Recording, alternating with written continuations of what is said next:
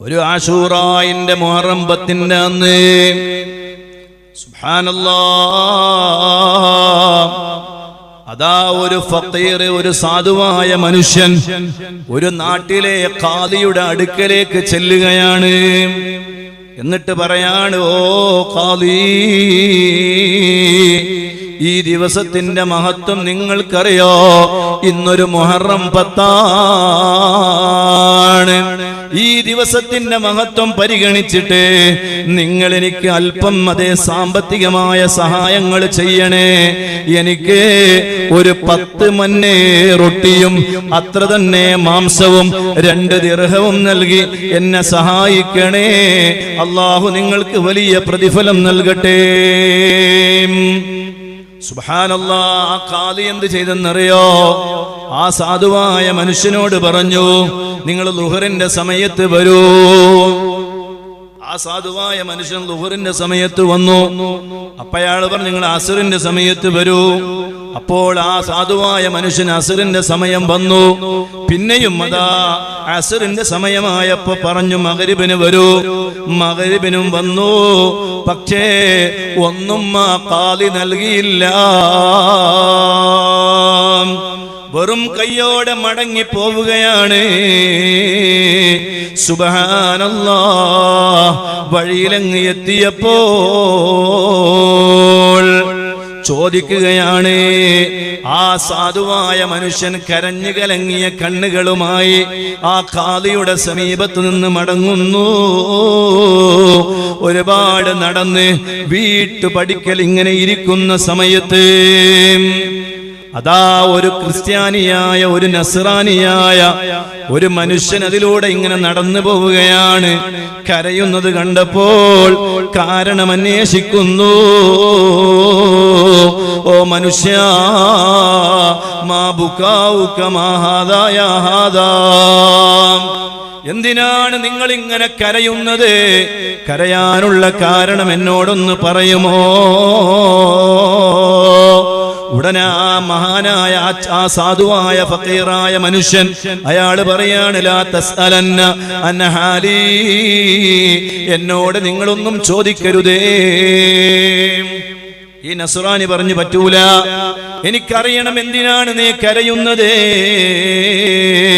അതെ, നിന്നോട് ഞാൻ ചോദിക്കുകയാണ്. അല്ലാഹുവിനെ മുൻനിർത്തി ഞാൻ ചോദിക്കുന്നു, പറയൂ എന്താണ് സംഭവം? മാ സഅൽനാക ബില്ലാഹി അൻ തുഅല്ലിമനി ബിഹാലിക, അല്ലാഹുവിനെ മുൻനിർത്തിയാണ് ചോദിക്കുന്നത്. നിന്റെ അവസ്ഥയൊന്ന് നീ എന്നോട് പറയുമോ? അപ്പ ആ മനുഷ്യൻ ഉണ്ടായ സംഭവങ്ങൾ മുഴുവനും ആ നസ്രാനിയായ അയാളുടെ മുന്നിൽ അങ്ങ് വിവരിച്ചു കൊടുത്തു. അപ്പോഴാണ് ആ മനുഷ്യൻ, നസ്രാനിയായ മനുഷ്യൻ ചോദിക്കുന്നത്, ഇന്നത്തെ ദിവസത്തിന്റെ പ്രത്യേകത എന്താണ്? ആ ഫഖീറായ സാധുവായ മനുഷ്യൻ പറയാണ്, ഇന്നൊരു ആശൂറായിന്റെ ദിവസമാണ്, ഇന്നൊരു മുഹറം 10 ആണ്.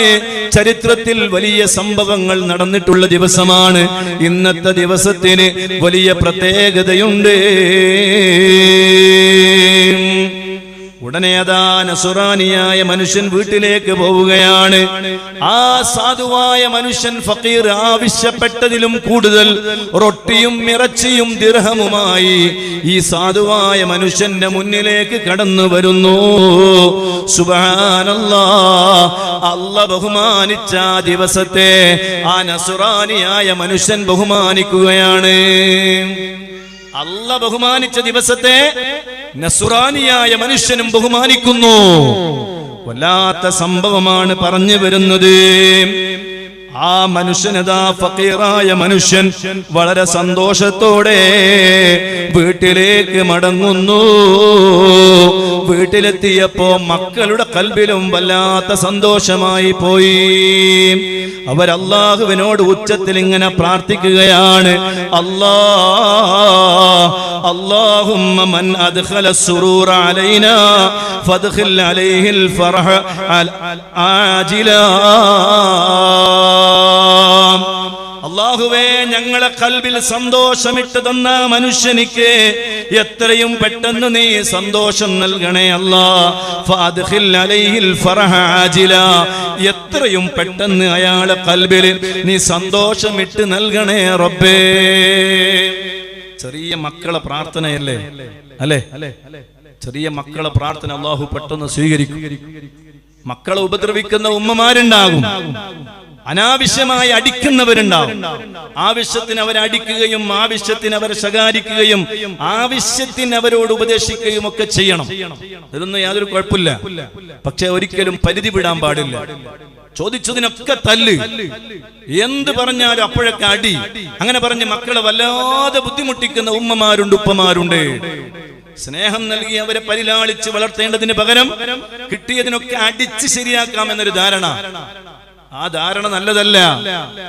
മദ്ലൂമിന്റെ പ്രാർത്ഥന ഒരുപക്ഷെ എപ്പോഴെങ്കിലും അത് ഫലിച്ചു എന്ന് വരും. അതൊരു പക്ഷേ സ്വന്തം മക്കളിൽ നിന്നും വന്നു എന്ന് വരാം. അനാവശ്യമായി ആവശ്യത്തിന് വേണ്ടിയല്ലാതെ വല്ലാതെ അങ്ങ് ഉപദ്രവിക്കുമ്പോൾ ഒരുപക്ഷെ അവരുടെ ദുആ മാതാപിതാക്കൾക്കും ഫലിച്ചു എന്ന് വരാം.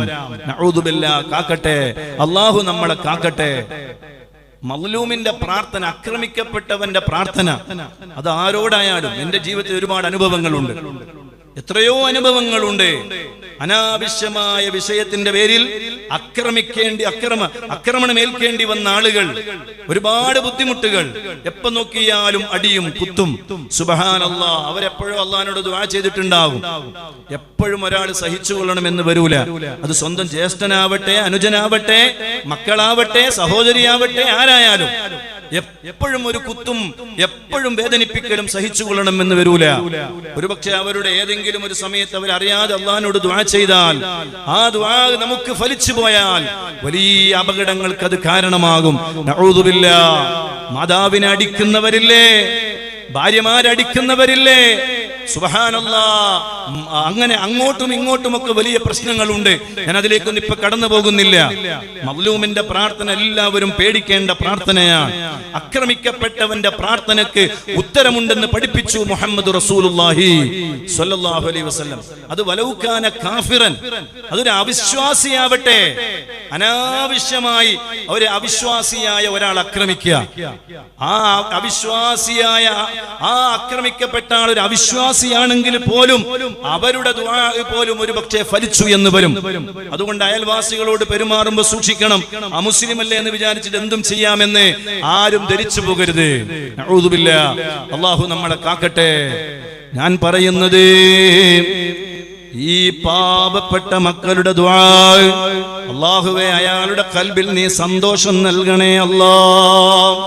ചെറിയ മക്കളുടെ ദുആ റബ്ബ് സ്വീകരിക്കുകയാണ്. അതാ അന്ന് രാത്രി ആ ഖാലി ഇങ്ങനെ കിടന്നുറങ്ങുകയാണ്. ഖാലി ഇങ്ങനെ കിടന്നുറങ്ങാണ്. നേരത്തെ ഭക്ഷണം ചോദിച്ചിട്ട് ഒന്നും കൊടുക്കാത്ത ഖാലി ഉണ്ടല്ലോ, വലിയ ഖാലിയായിട്ട് കാര്യമില്ല. പാവപ്പെട്ടവരെ പരിഗണിക്കേണ്ട രൂപത്തിൽ പരിഗണിക്കണം. അതെത്ര വലിയ മുതലാളിയായാലും ശരി, എത്ര വലിയ തൊഴിലാളിയായാലും ശരി, പാവപ്പെട്ടവരെ പരിഗണിക്കേണ്ട രൂപത്തിൽ പരിഗണിക്കണം. ഒന്നും കൊടുക്കാനില്ലെങ്കിൽ നല്ല വർത്താനം പറഞ്ഞ് വിടണം. നിങ്ങളെ കയ്യിൽ ഒന്നും കൊടുക്കാനില്ലേ, വീട്ടിലേക്ക് ഒരു സാധുവായ മനുഷ്യൻ വന്നോ എങ്കിൽ അയാളെ പരിഗണിക്കണം. പരിഗണിച്ചിട്ട് പറയണം, ഇപ്പൊ ഒന്നുമില്ല, ഇൻഷാ അല്ലാഹ് പിന്നീട് ഒരിക്കൽ വരും, അപ്പോൾ തരാം.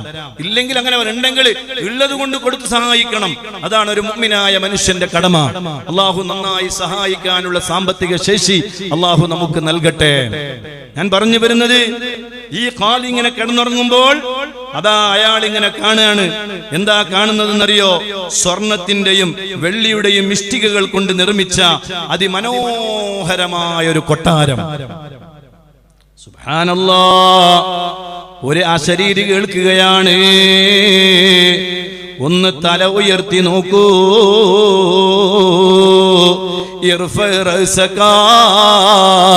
തല ഉയർത്തി ഒന്ന് നോക്കണേ. സുബ്ഹാനല്ലാഹ്. വല്ലാത്ത അത്ഭുതകരമായ ഒരു കൊട്ടാരം കാണുകയാണ്. എന്നിട്ട് പറയാണ്, ഈ കൊട്ടാരം നിങ്ങൾക്കുള്ള കൊട്ടാരമായിരുന്നു. സുബ്ഹാനല്ലാഹ്. പക്ഷേ നിങ്ങൾ ഇന്നലെ ഒരു പാവപ്പെട്ട ഒരു സാധുവായ മനുഷ്യൻ വന്നപ്പോ ആ സ്വർണത്തിന്റെ കൊട്ടാരമുണ്ടല്ലോ, സ്വർണത്തിന്റെ ഇഷ്ടികകൾ കൊണ്ട് നിർമ്മിച്ച കൊട്ടാരമുണ്ടല്ലോ, അത് ഇന്നാലിന്ന നസ്രാനിയായ ആൾക്ക് പകരമായി കൊടുത്തിട്ടുണ്ട്. അത് നിങ്ങൾക്ക് കിട്ടേണ്ട കൊട്ടാരമായിരുന്നു. ആശുറായിന്റെ ദിവസത്തെ ബഹുമാനിച്ചിരുന്നെങ്കിൽ അയാൾക്ക് ആ കൊട്ടാരം അല്ലാഹു കൊടുക്കുമായിരുന്നു. നല്ല ഇഷ്ടികകൾ കൊണ്ട്, സ്വർണത്തിന്റെ ഇഷ്ടികകൾ കൊണ്ട് നിർമ്മിച്ച കൊട്ടാരം. പക്ഷേ നിങ്ങൾക്കിത് കിട്ടിയില്ല. ഇന്ന് ആ കൊട്ടാരം കിട്ടിയിട്ടുള്ളത് ഒരു നസ്രാനിയായ മനുഷ്യനാണ്. അയാളതാ നസ്രാനിയായ മനുഷ്യന്റെ അടുക്കലേക്ക് ചെല്ലുകയാണ്. ഓ സഹോദരാ, നിങ്ങൾ എനിക്കൊരു കാര്യം ചെയ്യുമോ?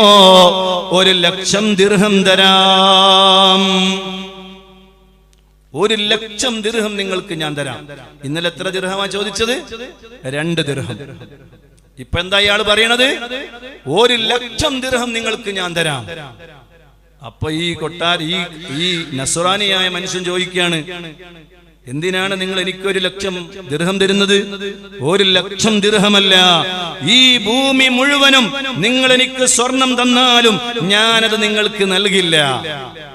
അപ്പൊ ഇയാൾ ചോദിക്കുകയാണ്, എന്താണത് സംഭവം?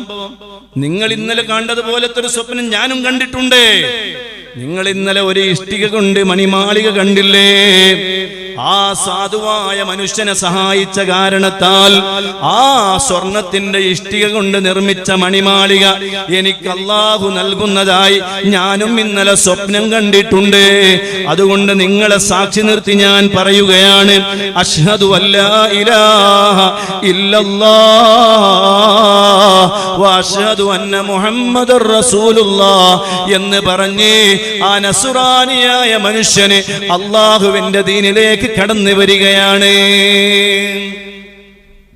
ആശൂറായിന്റെ ദിവസം അല്ലാഹുവിന്റെ പവിത്രമായ ആ ദിവസത്തെ ബഹുമാനിച്ച് ഒരു സാധുവായ ഒരു ഫഖീറായ മനുഷ്യനെ സഹായിക്കുകയും അതിന്റെ പേരിൽ ആ സാധുവായ മനുഷ്യന്റെ മക്കൾ അല്ലാഹുവിനോട് ദുആ ചെയ്യുകയും ചെയ്തതിന്റെ പേരിൽ അല്ലാഹു അവർക്ക് കൊടുത്ത ആ നസ്രാനിയായ മുസ്ലിം ആയിരുന്നില്ല, അന്ന് അദ്ദേഹം നസ്രാനിയാണ്, എന്നിട്ട് പോലും അല്ലാഹു കൊടുത്ത പദവി, അല്ലാഹു കൊടുത്ത കൂലി, അല്ലാഹു കൊടുത്ത വലിയ സമ്മാനം, മുഅ്മിനീങ്ങളെ, ആ സമ്മാനത്തിന്റെ കാരണമായി അദ്ദേഹം അല്ലാഹുവിന്റെ ദീനിലേക്ക് കടന്നു വരികയാണ്. എത്ര വലിയ സംഭവങ്ങൾ! നാളെയും നമുക്കൊരുപാട് കഥകൾ മുഹറം 10മായി ബന്ധപ്പെടുത്തി പറയാനുണ്ട്. ഇൻഷാ അല്ലാഹ് ഞാൻ അതിലേക്ക് കൂടുതൽ കടന്നു പോകുന്നില്ല. അതുകൊണ്ട് മുഹറം 10നെ നമ്മൾ ബഹുമാനിക്കണം, ആ മാസത്തെ ബഹുമാനിക്കണം.